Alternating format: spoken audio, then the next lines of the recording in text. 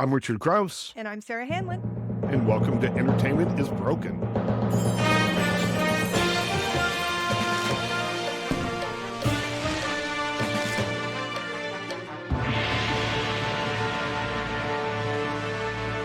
Hey, Sarah. Haven't seen you for a week. Nice to see you. Best part of my week. Good to see you. And it's my favorite time of the year. It's my favorite season.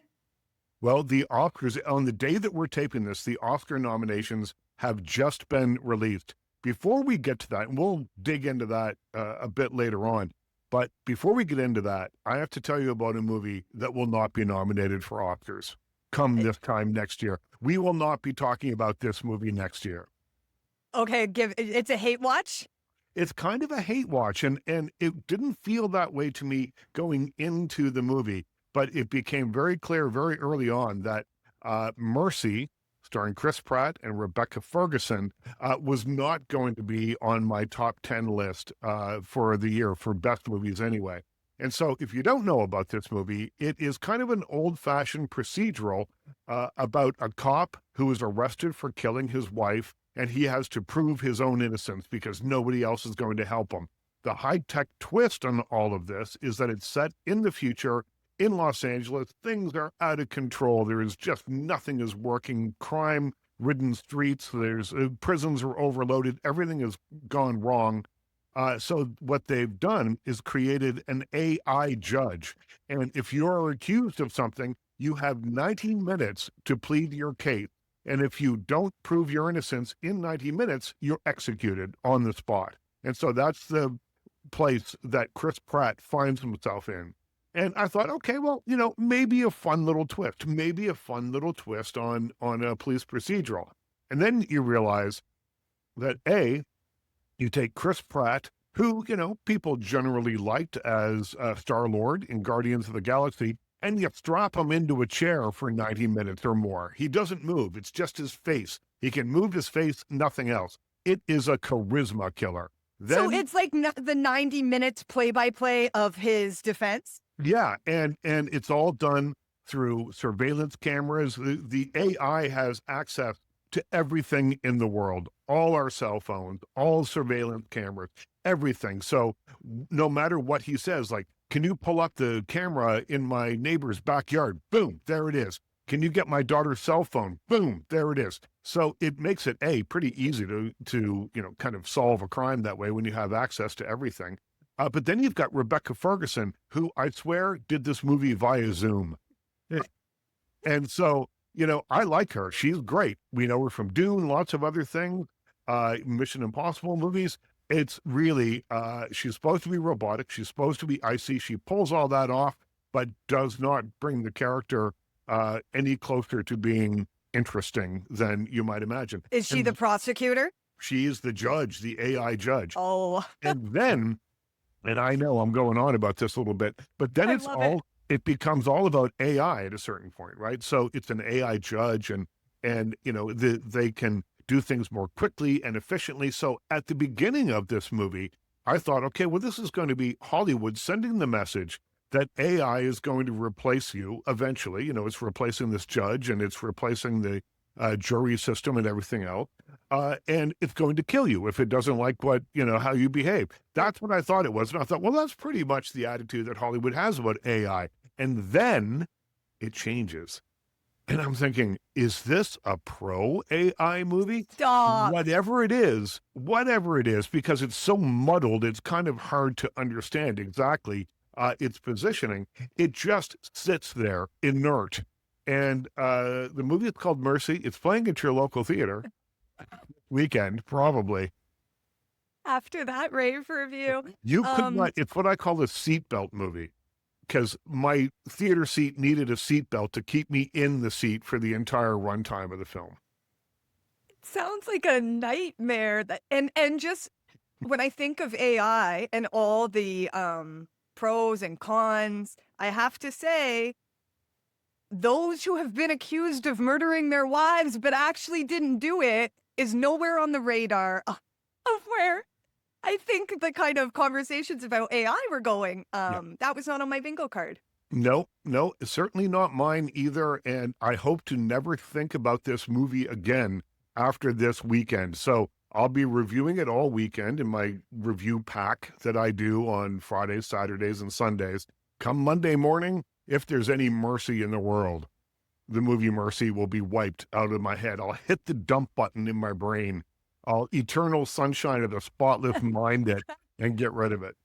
And speaking of bad movies, you'd think you'd be safe in the Oscars list for hate watches, but there are a couple of films I kind of piss me off in the same way that Really? Mercy is pissing you off. I wouldn't exactly give it 16% is what the Rotten Tomatoes is on Mercy right at this very moment, but there are some that make me question, so let's get into it. Okay, well, Sinners is the one that everyone's talking about today. 16 nominations. It's the most nominations ever. So I think that it's kind of interesting that the Academy does not, generally speaking, lean towards horror films. They're not big fans of being scared. They don't like that dopamine rush that goes along with most horror films. And I think Sinners can be called a horror film, at least the back half of it can anyway. And it has 16 nominations. The most ever before that was La La Land, All About Eve, Titanic, all had 14.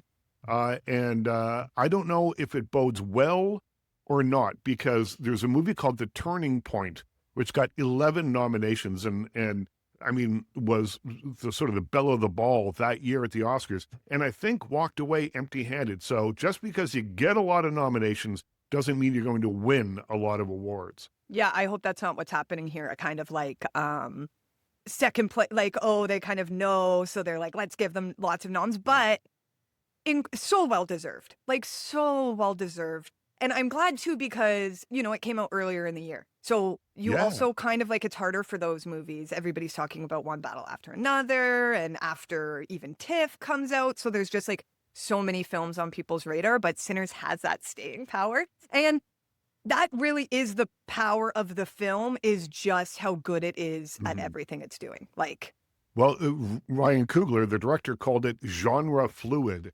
And, I, for a long time, didn't tell anyone about the second half of the movie. I would describe sort of what happened, and then I'd say, and then all hell breaks loose in the second half, because I didn't want to give it away. But, I mean, I don't think it's any secret now that it turns into a vampire film, and a pretty good one in the second half of the film. And, what starts off as the story of two men who have worked for Al Capone in Chicago going back to the Deep South to open up a speakeasy, both the men played by Michael B. Jordan. I thought the only way that Sinners could get one more award squeezed out of the Academy is if they gave Michael B. Johnson an award or a nomination for each of his portrayals in that movie. But they didn't. They just gave him one for both. It's a 2-for-1. but technically, yeah, that is 17 noms, kind of technically. I think it is. But so the movie then changes from that story into something else completely, and it brings with it all kinds of subtext and interesting things to think about and talk about after the movie's over, when you're out having a drink afterward. But, this is a movie that I knew was going to do well coming into Oscar season. It's been on people's lips ever since it was released. I just didn't think it would get 16 nominations. And hopefully it opens the space for the horror genre like that, because horror Amy is my favorite Madigan snuck genre. in there too, right? For Right. Wilkins, so, Which is a little wild to me. But hey, I'm here for it. If it gets the genre more attention, and with Sinners, what's really exciting is, okay, so I also think of like when Get Out came out, and Jordan Peele, the kind of conversation about smart horror right. started coming out, and it's like how he elevated the genre and is doing more with the genre by kind of like speaking to contemporary issues in society through the horror genre. Now, since then, we've had this conversation of kind of like, well, the genre has always been doing that, but what Jordan Peele is he kind of like just put that back on our radar in this really massive way with a really beautiful film, and then like subsequent films. So I see Coogler as like continuing on this line. Sinners it's historical fiction. It's so deep in like what it's saying. and what it's giving in terms of performances. It looks fantastic. And it's making those social commentaries in like, you could watch it 10 times and pick up something new every time. And that's what I love. And the best part for me is no spoilers, but, well, two things. We talked about the Bone Temple scene last week and how incredible that was. Yeah. There's also a scene in Sinners. Yeah. You know which one I'm talking about. The music scene, right? Yes. The intergenerational music scene is incredible. And when I first saw it on the big screen, I guess when it came out almost a year ago now, I was like, you know what? I would just, if that was a short film, I would just watch that over and over again on YouTube. Literally, I thought the exact same thing. And then at the end, hello, Yeah. it's a sprinkle for Sinners too, which like I need to be in production immediately. Yeah, I hope they don't take, 10 years between films, because I'm sure that they will follow up on those characters at some point. They're ageless. They don't age, Hello. vampires. So, it's not like they're going to look any different in 10 years, but still, I'd like to have the movie Exactly. before then. And if Anne Rice taught us anything about the vampire genre, it's that you can't get enough. Like, give me more Lestat, give me more Michael B. Jordan, Smoke and Stack, like, give it. I want it all. What the Academy doesn't seem to want any of is Wicked. And this, I have to say, kind of surprised me a little bit. There's no Ariana Grande. There's no Cynthia Erivo here anywhere. There's no Best Picture, no John M. Chu for Best Director. There's no costume. There's no best song. There is just a goose egg. And I wonder, if it's just sequel fatigue, because I have to tell you, I thought that Wicked for Good, the second half of the Wicked tale, was better than the first half. I thought it was a far better film than the first 2 hours and 40 minutes that came out a couple of years ago. I guess this is a good time to ask, and you would be the person to ask, how do the Oscar Best Pictures get chosen? So the Academy is divided into groups. There's the actors, there's the directors, there's the now casting agents, there's, the cinematographers, everyone, and they all vote on their own category, and then everybody votes for Best Picture. So there are something like 4,000 members. I think I've got that number right. They've upped the numbers considerably over the last number of years. And it's more international now than it has been previously. It used to be that everyone pretty much was in Los Angeles, New York, maybe London. Now people are all over the world, and there's a lot more of them. So you're seeing, other than Sinners getting nominated for everything, you're seeing, I think, a little expansion of film, being nominated. So you end up with a movie like Sentimental Value, or even Train Dreams, which is an American film but feels very European in nature, being nominated for Best Picture. Okay, very interesting. So I do think then something like Wicked kind of getting snubbed is fatigue, yeah, and then maybe this idea that if your movie reaches a certain notoriety where everybody's talking about it, maybe the perception to the voters are that, oh, someone else is going to do that. I mean, that may be, you don't want to be seen probably and I don't vote for the Academy Awards. I vote for the Critics' Choice Awards, but I don't vote for the Academy Awards.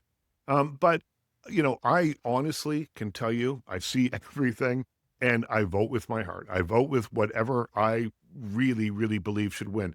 I have talked to people who are a bit more calculating. They don't want to maybe vote for Wicked because they feel it will take a spot away from something like Sentimental Value that might be on the bubble, and they see it as a more quote unquote important film, something like that. Right. So I'm not exactly sure though how something like Wicked for Good, which lived, for a while anyway, a good few weeks, kind of at the center of popular culture, all of a sudden just it disappears when it comes time for the Academy Awards. And, Ariana Grande, I thought might get nominated. I thought for sure in the craft categories, like best costume, Right. I thought was kind of a lock there. Instead, they gave it to Avatar, Fire and Ash, which appears to me to be mostly CGI, and the costumes that aren't CGI are Questionable. jeans and t-shirts. Yeah. So I that one is a bit of a head scratcher for me.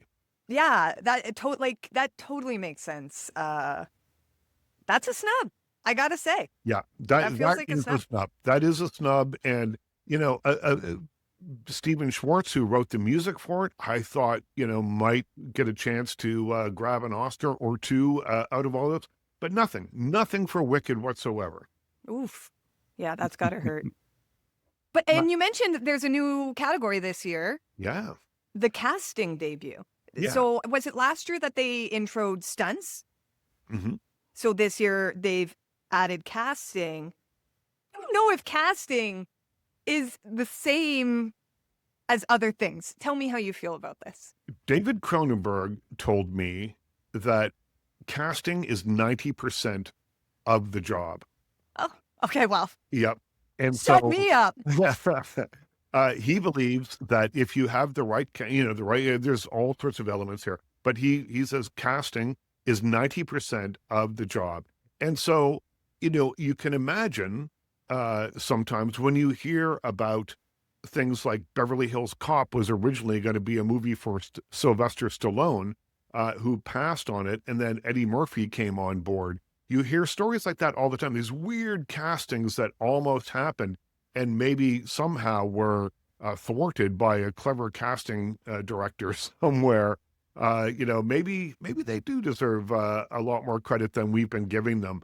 And it's a part of the business, I think, that is an integral part that has just simply not been talked about enough so that people really truly understand what they do. It's kind of like producer. I don't think people really know what a producer does. I've asked movie producers, what do movie producers do? And they're like, well, we kind of do a little bit of everything. So, it's a hard thing to describe. Casting, maybe a little easier. You find the perfect people for the perfect roles, but it is an art, and I do think it's a science, and you have to also balance people who are, hot in Hollywood and not. You have to be able to go in and fight for John Travolta to be in Pulp Fiction when the studio doesn't want them. There's all sorts of things that go into this that I think make it a really important part of the process. A part of the process, you use the word business there at one point, and that I guess is where I'm like, because, or to mention producers, agents, these are all part of the business, very important parts, Mhm. yes. And who am I to talk back to Cronenberg, of course? So I could see it being 90% of like the job, but is it like an art form though? Like, can you? I think so. I mean, I think it's an art form in the sense that you are reading a script, and a character hopefully will be brought to life somewhat on the page. I mean, scripts, as we all know, go through 40 revisions before the film actually gets made. But you read the script and you think, oh, who could possibly play this? Now, first at the top of the list of every casting agent apparently is Leonardo DiCaprio. He gets offered everything, and then everyone else. That right there, Yeah. that there Yeah. is this love. Well, but he is smart enough to not take everything.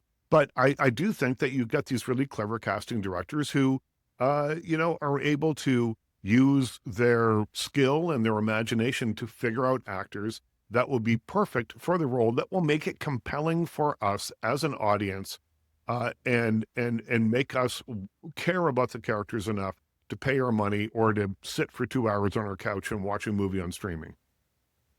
Fair, but it just feels like that it's like more networking, because how could someone who's like like if there's two casting directors and they both say they read the script and they think Leonardo DiCaprio would be great for this role. I mean, that's the art part, but then whether Leonardo DiCaprio says yes or whether you have the networking abilities, like whether it just it I wonder how these things actually play out in terms of Well, I how mean, much power does that casting agent have? Like, you can make the artistic decisions, but then it's like up to and also chemistry and stuff. You can't really see, because this is, it brings us thinking about us ensembles like yep. Sinners and Marty Supreme. So if you just like stack your movie with stars, or you have the ability to do that, it's a little bit of a guess. It's not like you can say, oh, I mean, maybe the casting producers do have a little bit of control once, a table read and is like, this person's not working, let's sub them And out. chemistry reads, they do chemistry reads with actors together, all that stuff. I mean,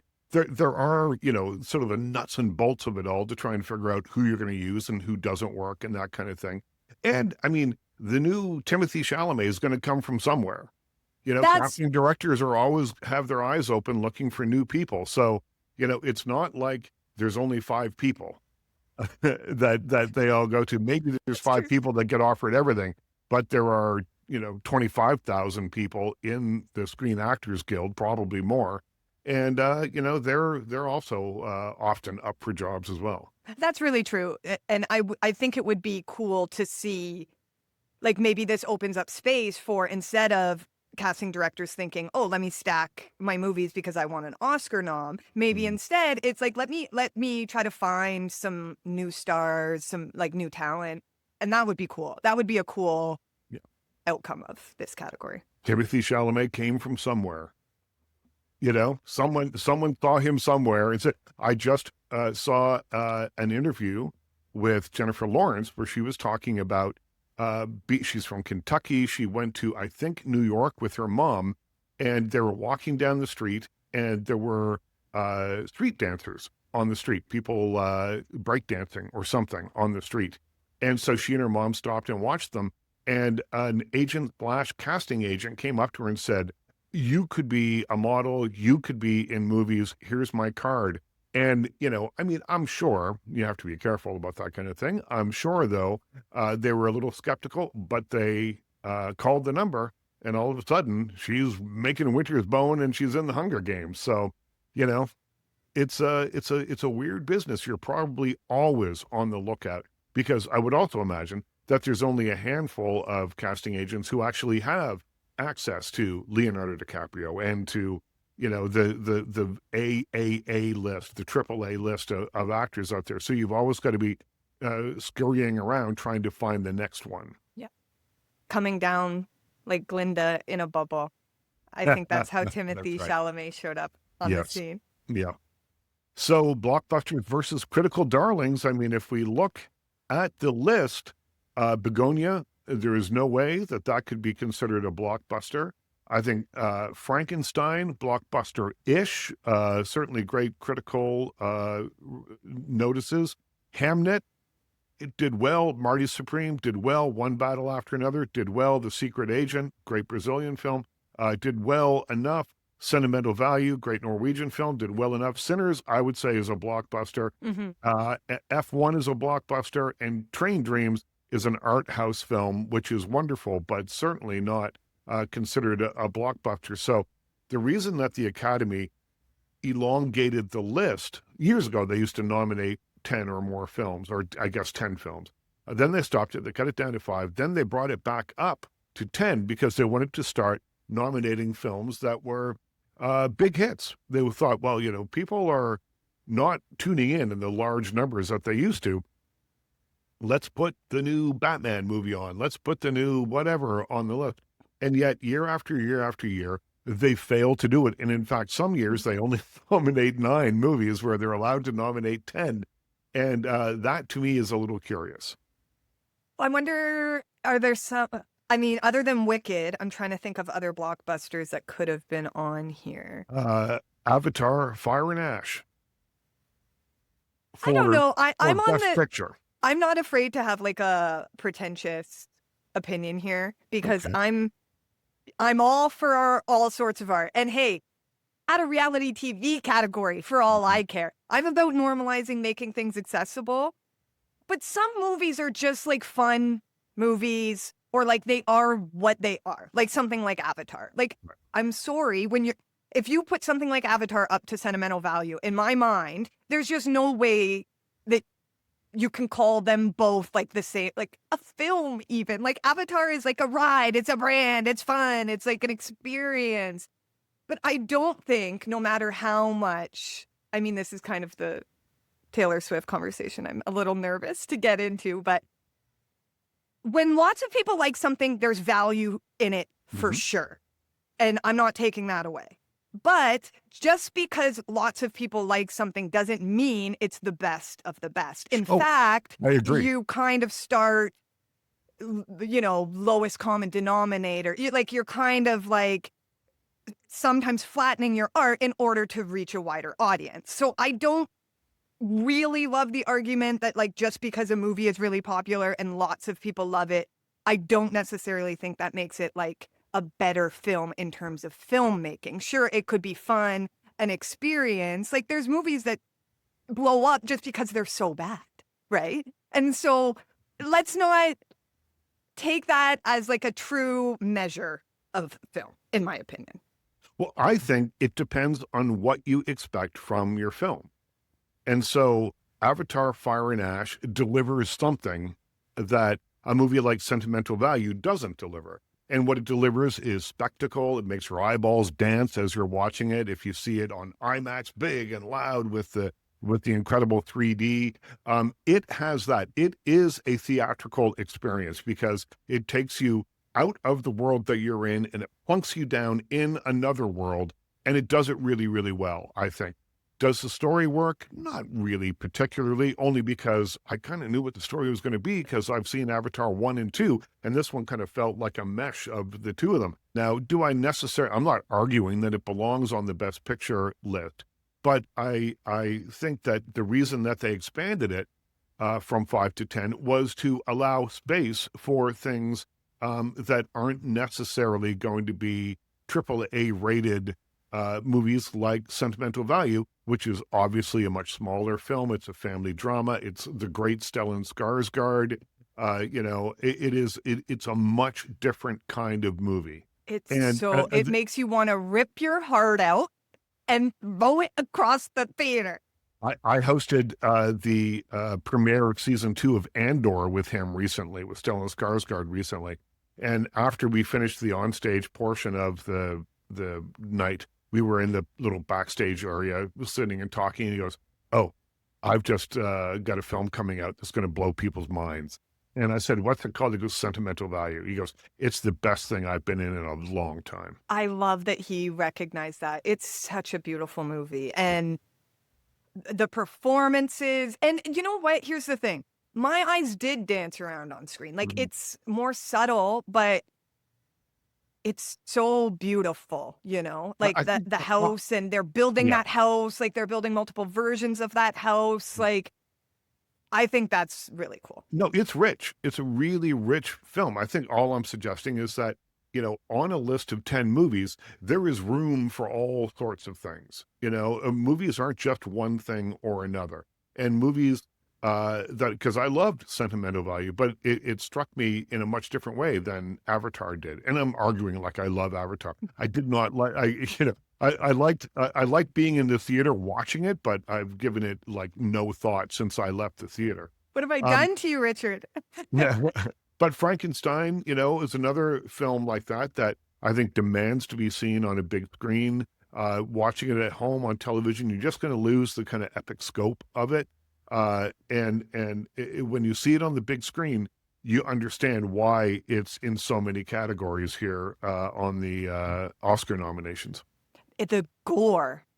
Remember the scenes where he's like actually like doing the work to Yeah. build to build his monster? It's so well done. Well, So it must maybe have this got is the noms for year. Maybe this is the year that the Academy has embraced horror. You've got Frankenstein, you've got Sinners, you've got Weapons. There may be others here, but those are the ones that just stuck out for me. now. Begonia is almost a horror to me. That's Yeah. the movie. I have so much problems with this film. I hated this film so much. Mm, This is my mercy. I yeah. just and I feel like Emma Stone's gonna win. And I just No. okay, I hope not. Because I don't want to see emaciated women trapped in a basement for an entire film. And then I feel like it's hard to talk about this one without spoilers, but then I just feel like the film does something at the end that makes zero sense to me, kind of makes you go like shoots itself in the foot by everything it's said up into the first, however long it's an In, hour an hour and interminable. 58 minutes. So yeah, Interminable, I think is, yeah. for like an hour and 50 minutes it's one thing, and then the 8 minutes they're just like they flip it, and then it just literally makes the whole movie not make sense. And I feel like Poor Things was this vibe as well. Same filmmaker, right? Yep. And it's almost like the things he's supposedly commenting on, he's guilty of doing, in my mind. Like, I didn't love Begonia, and in fact, it was the first when they were making the announcements this morning. It's the first where they announced them alphabetically, so it's the first one that dropped when they started talking about Best Picture, and that was a bit of a surprise to me. I did not think that was going to make it on this list. yeah, I mean, I love Hedda. I Hmm. think there's lots of movies that could definitely be on this list instead of that. It's so it just feels like I don't know what the movie is trying to say. And like Poor Things, it's like offensively, visually kind of jarring for so much of it. I just don't get it. So if there's anybody listening, please help me. If you can help me understand this movie, please do. Because I mean, it's frustrating to me. And I do think there is something about like why the culture of these movies, like, because Poor Things was the same way when I expressed that I didn't really like it, that I didn't really get it, that I feel it's kind of guilty of, doing the thing that it's trying to critique. Mm-hmm. People, it's just like, I don't get the film, and no one Well, tries to kind of explain it to me. They're just like, you don't get it. You're not media literate. Like, I'm trying. well, I think Poor Things is a much more likable film, though, than Begonia or the last film that they made together, Kinds of Kindness, which is another, as I described earlier, was a seatbelt movie for me when you needed to strap me in to make me sit through the entire thing. Poor Things, I think, was way more accessible than either of the films that came after it.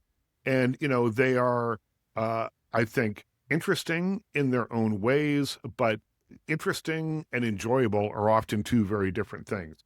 And that's kind of, I liked Poor Things. The subsequent films, again, interesting, but did I enjoy them? Do I want to see them again? The answer is no. I feel so vindicated, Richard. Thank you so much. I needed that. I needed that. Well, let's go through. So I've got a list of the big nominations here. Let's go through and see what we think. So, Best Picture: Begonia, F1, Frankenstein, Hamnet, Marty Supreme, One Battle After Another, The Secret Agent, Sentimental Value, Sinners, or Train Dreams. What do you think? Oh, I like a lot of these films, but Mhm. we're picking not our favorites, what we think is going to win. These are Yeah, predictions. this is a prediction. Yeah. I'm predicting Hamnet. Really interesting. I think that was a bit of an upset when it won a Golden Globe. I think it's probably going to be One Battle After Another, although my heart is with Marty Supreme. And I still have to see Marty Supreme. And you told Well, me to, and so do not speak to me until you've gone to see it. podcast done. See you next week, guys. Actress in a leading role: Jessie Buckley, Rose Byrne, If I Had Legs I'd Kick You, Kate Hudson, a surprise there for me, Song Sung Blue, What? They Renee said what? Rienz, yes, I Kate said Hudson. Song Sung Blue. Listen, Yeah, I'm a Neil Diamond person. I had no idea this film was even out. yeah. Again, to not put Tessa Thompson on there, but you got Kate Hudson. What? What? Sorry, continue. And Emma Stone for Begonia. She, I think this is a lock. I will be very surprised if Jessie Buckley doesn't win for Hamnet, although I would love to see Rose Byrne win for If I Had Legs I'd Kick You. I thought it was just an absolutely tremendous performance, and I would love it if she brought her dragon lizard that her husband Bobby Cannavale was out buying when she won a Golden Globe. I would love it if she brought that as her date to the Oscars. okay, this needs to happen. Yeah, I would love to see her win, but I wouldn't predict that in a million years because generally women don't really get rewarded for playing not likable characters. Like, I think the Jessie Buckley character, like loving mother, is going to win over. Well, it's that last 20 minutes that's going to win her the award.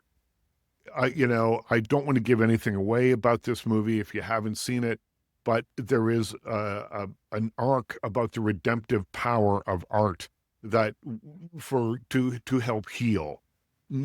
I've said too much, but her performance in that 20 minutes or so of the film truly is remarkable.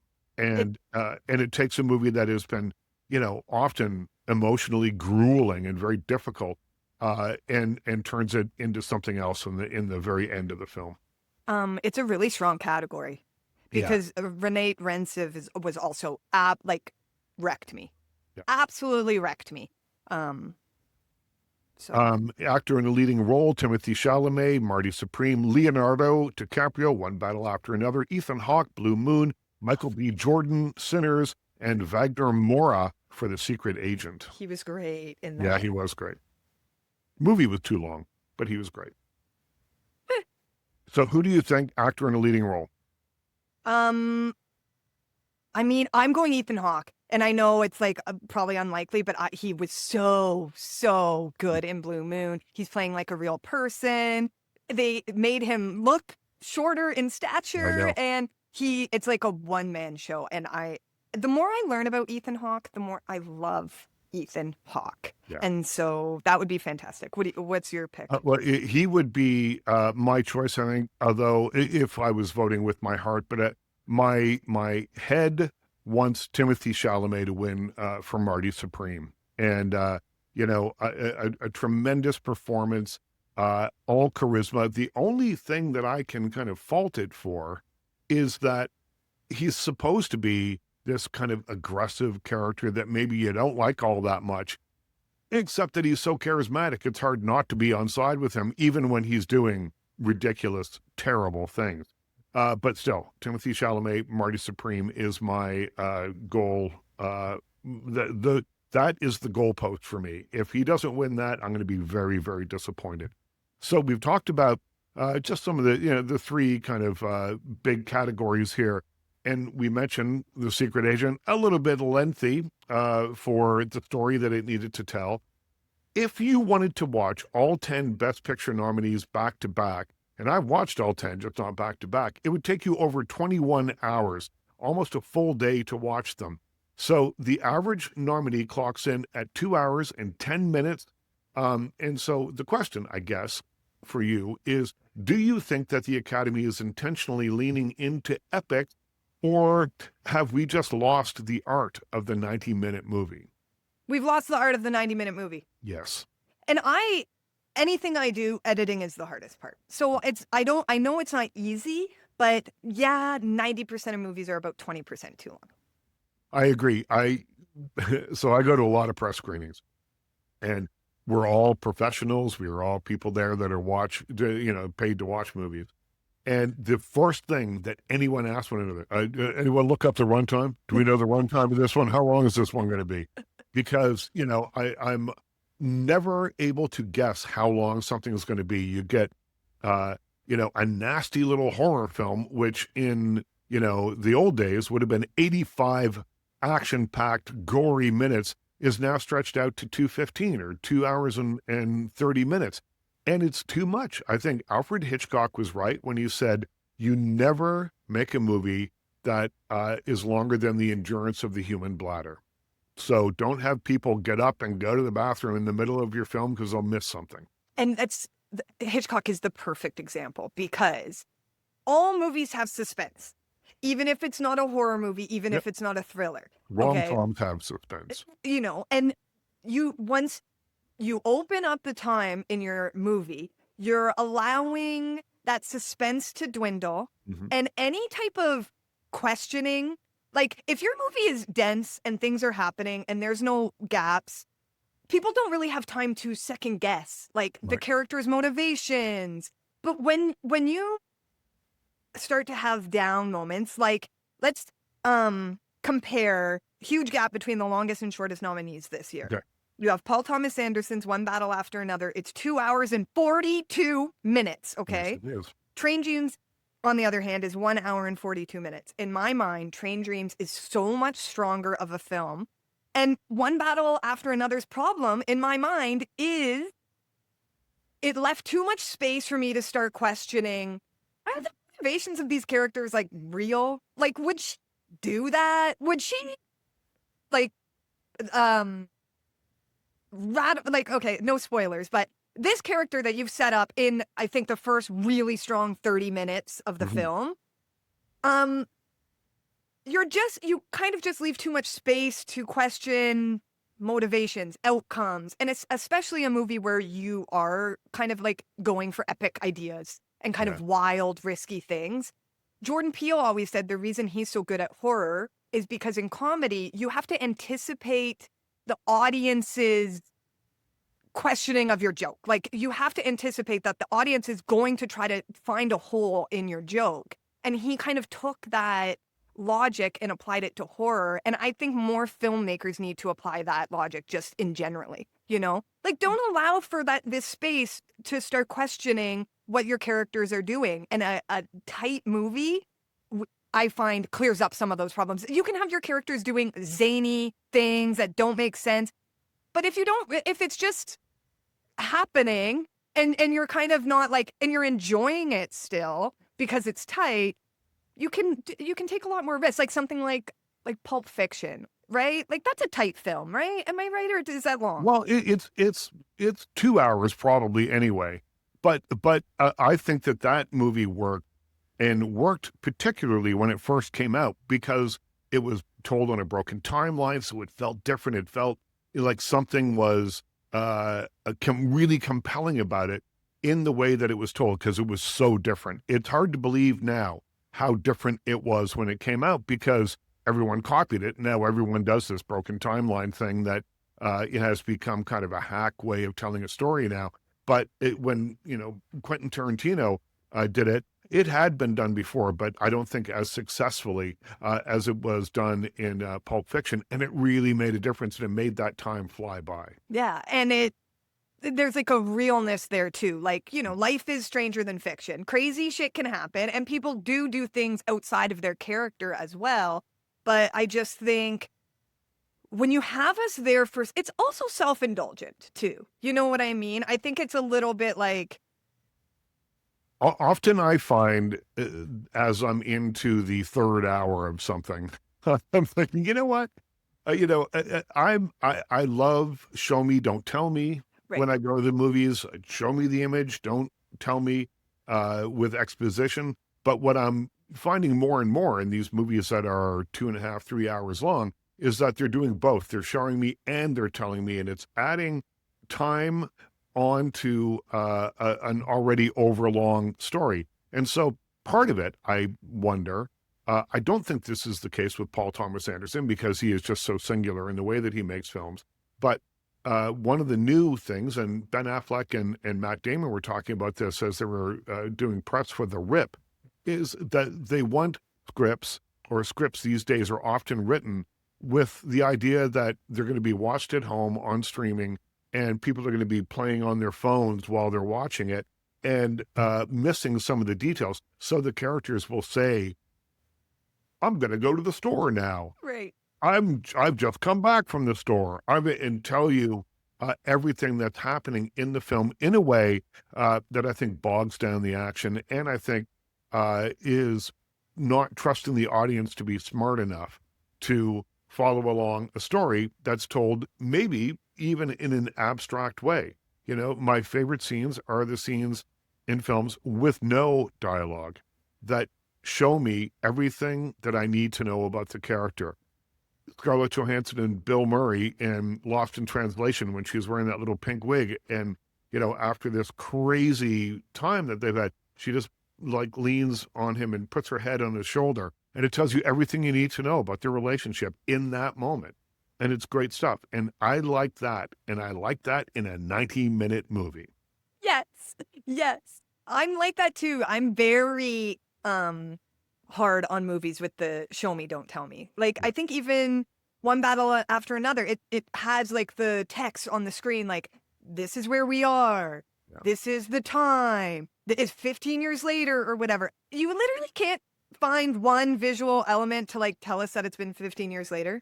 Yeah. Like do a calendar, do a TV, like the shot of a TV. Like the second I see text over screen, I'm just like, hack. This is hack work. Show I'm me not an going. aging child. Show me Yeah. a piece of paper that gets torn and more. Like, just show it to me. Don't. I just think it's so like wild that, so, like an auteur like Paul Thomas Anderson would be like, we're at the whatever penitentiary or whatever. Right. You know Yeah. what I Yeah. Yeah. mean? Like instead of just like, show us the thing, show the sign. You know, there's got to be a title somewhere or someone says it out loud. You know, but that's just Well, should you still want to see One Battle After Another in all its runtime glory, we'll tell you where you can watch all this stuff. Because really, if you're going to watch the Oscars, if you're still listening to this podcast at 48 minutes in, you're probably interested. Maybe you haven't seen all the movies. Here's how to see the top 10 nominees in Canada. So One Battle After Another is on Crave and the Crave Amazon channel. Frankenstein is on Netflix. Train Dreams is on Netflix. F1 is on Apple TV Plus. And then available to rent or buy on VOD. Sinners, you can get it on Prime Video, Apple TV, or Google Play. It'll land on Crave later this spring as part of the Warner Brothers deal. Begonia, available to rent on Prime Video and Apple TV. or you could skip it. Or it'll likely move to Crave in the coming weeks. Sentimental Value is on Apple TV and Prime Video. And then in theaters for now, these will hit streaming eventually too, but go see them in the theater. Hamnet, Marty Supreme, and The Secret Agent. Yes, all very good. And we printed out the running times. Honestly, I would suggest starting if you're attempting the list and you're worried you're not going to get it done, start with the shortest movies first. Interesting. Because then I'm looking from based on what I loved and not that I'm, the person that you should be listening to, but I think it's good. Like in my mind, the strongest ones are some of the shortest ones, like Train Dreams. Yep. Well, Train Dreams is a movie that is so kind of ephemeral and beautiful, and it is short, 142, but it is short-ish. But it packs so much into that, and so often does it without a whole lot of exposition. You are expected to be paying attention while you watch this movie, and if you do, there's great rewards for you. That's exactly it. When movies look good like that, if it looks that good, I'm willing to sit there a little longer. Well, nice to chat with you this week. So great to chat with you, Richard. And I'll be seeing you at the screening of The Well. I'm going to be hosting a Q&A with the actors and the director, and it's called The Well. It's a little dystopian drama about clean water and what happens when you have the only clean water and other people want to get some of that clean water. So it's a cool little movie. It's playing in theaters this weekend. Go check it out. It sounds better than Mercy, that's for sure. And that was a nice circular way. We've closed the loop. We began with Mercy and we'll end with a diss for Mercy. Well, thank you for listening to Entertainment is Broken. As usual, you can find us anywhere you listen to your podcasts, and we will see you next week.